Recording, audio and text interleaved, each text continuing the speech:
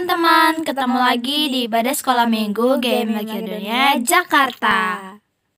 Sebelum kita mulai ibadah, mari kita menyanyikan lagu Halo halo, hello hello, ola ola.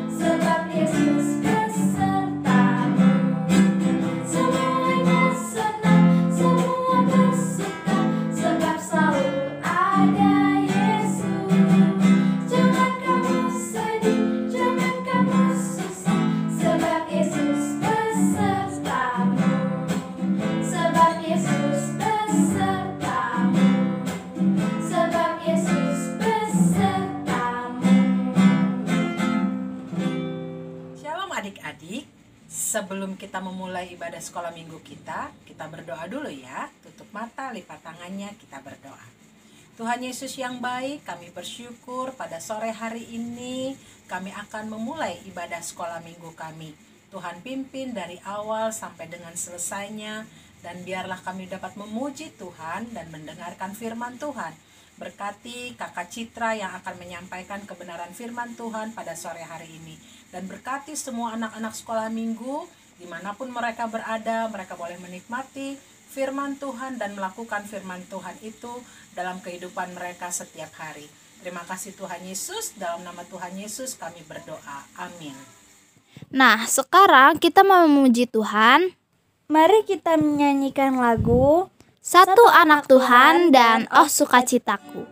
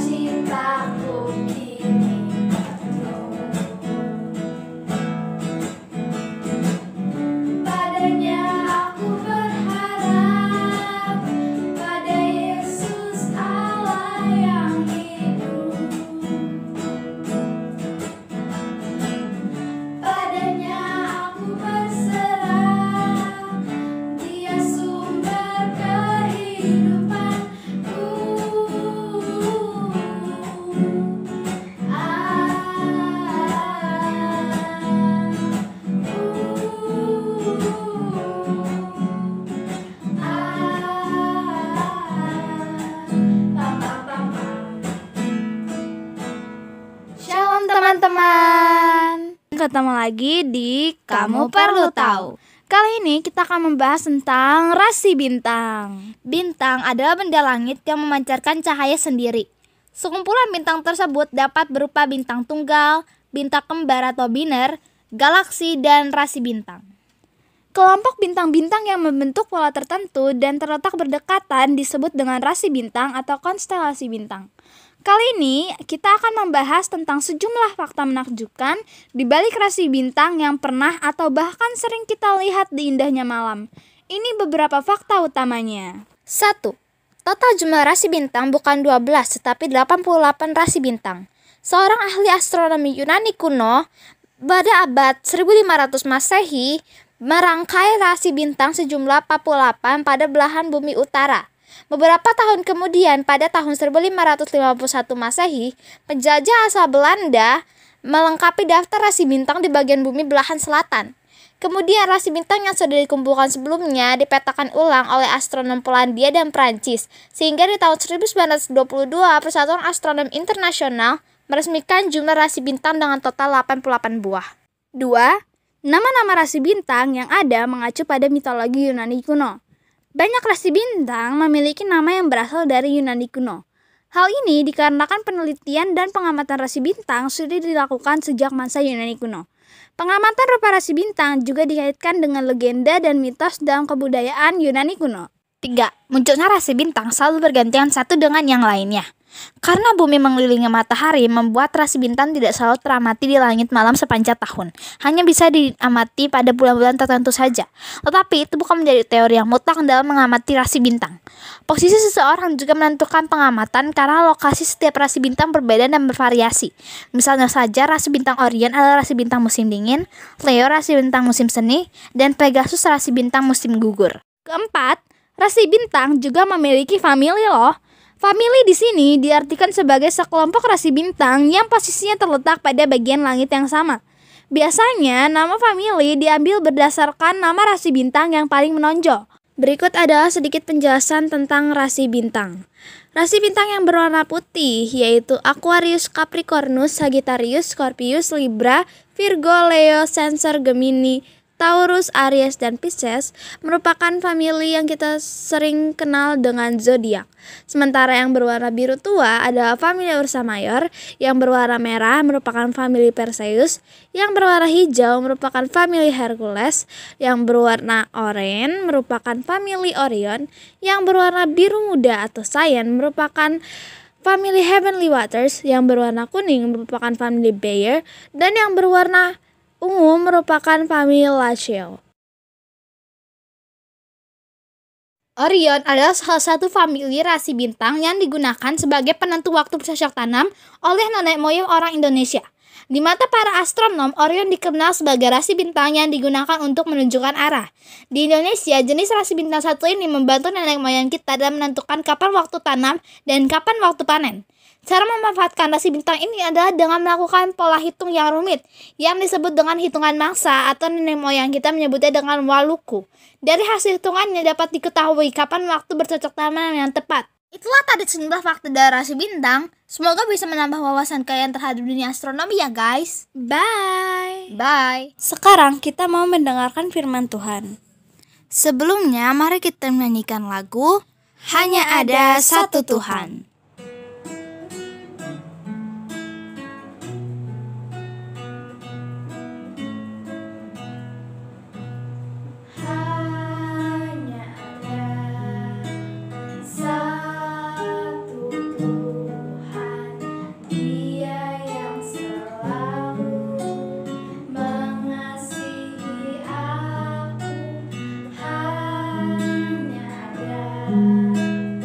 Satu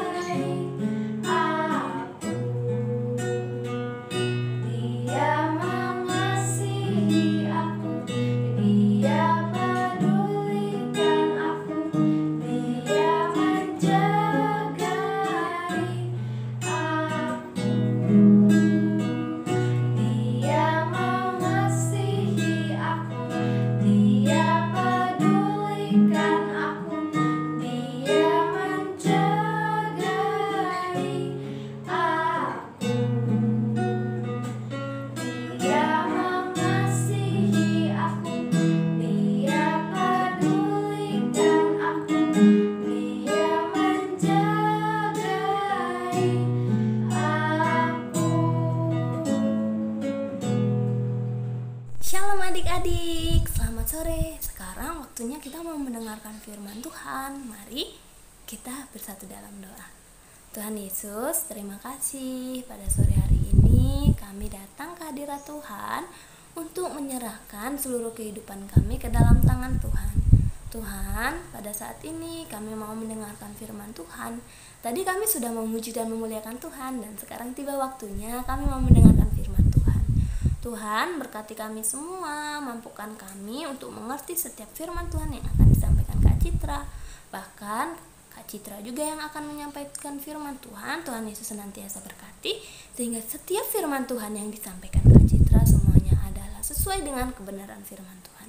Terima kasih Tuhan, kami serahkan hidup kami, hati dan jiwa kami untuk mendengarkan firman Tuhan pada sore hari ini. Di dalam nama Tuhan Yesus, haleluya, amin. Amin. Wah, senang sekali adik-adik, kita sekarang boleh berkumpul dan bertemu kembali di live streaming Sekolah Minggu GMII Makedonia. Nah adik-adik, kalau misalnya kita lagi sekolah minggu kayak gini seneng kan, sukacita kan, karena kita bersekutu bersama saudara-saudara seiman kita. Nah jadi ternyata yang senang dan bersukacita ketika bersekutu seperti ini bukan hanya kita saja. Pada zaman dahulu ada juga yang sangat bersukacita ketika bersekutu bersama Tuhan. Nah, sekarang kita mau melihat siapa sih orang-orang itu. Kita buka Alkitab kita ya, dari Kisah Para Rasul pasal 2 ayat 41 sampai 47. Oke, sudah siap? Kisah Para Rasul pasal 2 ayat 41 sampai 47. Ya, kita bacain bersama-sama ya. Kisah Para Rasul pasal 2 ayat 41 sampai 47 di bawah judul perikop cara hidup jemaat yang pertama. Ayat 41. Orang-orang yang menerima perkataannya itu memberi diri dibaptis, dan pada hari itu jumlah mereka bertambah kira-kira 3.000 jiwa. Mereka bertekun dalam pengajaran rasul-rasul dan dalam persekutuan. Dan mereka selalu berkumpul untuk memecahkan roti dan berdoa. Maka ketakutanlah mereka semua, sedang rasul-rasul itu mengadakan banyak mujizat dan tanda. Dan semua orang yang telah menjadi percaya tetap bersatu, dan segala kepunyaan mereka adalah kepunyaan bersama. Dan selalu ada dari mereka yang menjual harta miliknya, lalu membagi-bagikannya kepada semua orang sesuai dengan keperluan masing-masing. Dengan bertekun dan dengan sehati mereka berkumpul tiap-tiap hari dalam bait Allah. Mereka memecahkan roti di rumah masing-masing secara bergilir dan makan bersama-sama dengan gembira itu dan dengan tulus hati sambil memuji Allah. Dan mereka disukai semua orang, dan tiap-tiap hari Tuhan menambah jumlah mereka dengan orang yang diselamatkan. Amin. Nah, jadi adik-adik, dari pembacaan kita tadi kita dapat melihat ternyata pada waktu itu orang-orang yang kemarin sudah mendengarkan khotbahnya Petrus, sekarang mereka mau dibaptis dan mereka mau mengikut Tuhan Yesus. Nah, orang-orang inilah adik-adik yang sangat bersukacita ketika mereka sedang berkumpul untuk bersekutu, memuji dan memuliakan Tuhan. Nah, jadi mereka itu membuat kelompok-kelompok doa, mereka bersekutu bersama, mereka di sana belajar mengenai firman Tuhan bersama rasul-rasul. Bahkan juga bukan hanya itu saja, mereka bersama-sama saling mendoakan. Mereka juga saling membantu satu sama lain. Jadi ketika yang satu ada masalah dan kesulitan, mereka saling mendoakan. Bahkan juga ada orang yang menjual harta miliknya untuk dibagi kepada teman-teman persekutuannya yang sangat membutuhkan, sesuai dengan keperluan masing-masing dibagikan. Nah, adik-adik, pada hari ini kita melihat ternyata orang-orang pada waktu itu mereka sangat bersukacita bersekutu. Kita dapat melihat katanya tiap-tiap hari mereka itu berkumpul dalam bait Allah. Ngapain coba? Mereka bersekutu, mereka berdoa, mereka memuji Tuhan, mereka mendengarkan firman Tuhan. Wah, hebat ya jemaat pada masa itu. Mereka sangat bersukacita ketika mereka bersekutu. Lalu bukan hanya itu saja. Jadi ketika mereka melihat ada teman persekutuan yang sedih, mungkin lagi ada masalah, atau mungkin lagi gak ada makanan di rumahnya, mereka langsung satu sama lain tanya, "Kamu kenapa sedih? Kamu perlu bantuan? Ayo kita berdoa bersama." Bahkan ada yang mengalami kesusahan, mereka menjual barangnya, lalu orang yang lebih daripada temannya ini menjual barangnya dan membagikannya ke semua orang-orang sepersekutuannya yang saling membutuhkan. Nah, jadi ketika mereka membutuhkan sesuatu, teman-teman persekutuannya juga mau berbagi dan menolong. Nah, tapi yang terpenting adik-adik, mereka itu tekun mengikuti persekutuan tiap-tiap hari karena mereka bersama-sama bersekutu memuji Tuhan. Mereka bersama-sama menaikkan syukur kepada Tuhan, berdoa kepada Tuhan, datang ke hadirat Tuhan. Mereka memuliakan nama Tuhan dalam setiap persekutuan mereka. Nah, adik-adik, ternyata selain itu mereka melakukan persekutuan mereka dengan tulus hati loh, tidak dipaksa-paksa, tidak dipaksa mamanya, tidak dipaksa oleh Petrus. Tetapi ketika mereka sudah percaya kepada Tuhan Yesus, mereka dengan sendirinya digerakkan hatinya oleh Roh Kudus untuk mau bersekutu bersama-sama, memuji memuliakan Tuhan, dan juga mereka berdoa bersama-sama, mendengarkan firman Tuhan bersama-sama. Nah, begitu juga dengan kita adik-adik. Meskipun saat ini kita hanya melalui live streaming, tapi ingat, persekutuan bersama Tuhan itu tidak dibatasi dengan live streaming. Meskipun kita saat ini di sana, kakak di sini, teman-teman di rumah masing-masing, kita kan masih tetap sama-sama memuji Tuhan. Maka dari itu, meskipun live streaming misalnya sudah hari Minggu, wah ada live streaming, adik-adik harus sudah bersuka cita dong, mempersiapkan hatinya, mempersiapkan jiwanya dan pikirannya untuk bersama-sama bersekutu dengan teman-teman yang lainnya yang ada di rumah, memuji memuliakan Tuhan. Nah, dengan demikian kita akan bisa bersama-sama saling mendoakan. Misalnya ada teman kita yang lagi kekurangan, membutuhkan, kita bisa berdoa bersama-sama. Bahkan kalau kita mempunyai berkat yang lebih, kita bisa berbagi dengan teman kita. Nah, pada hari ini kita belajar nih adik-adik dari cara hidup jemaat yang pertama. Mereka semua mau tiap-tiap hari datang ke bait Allah bersekutu bersama-sama.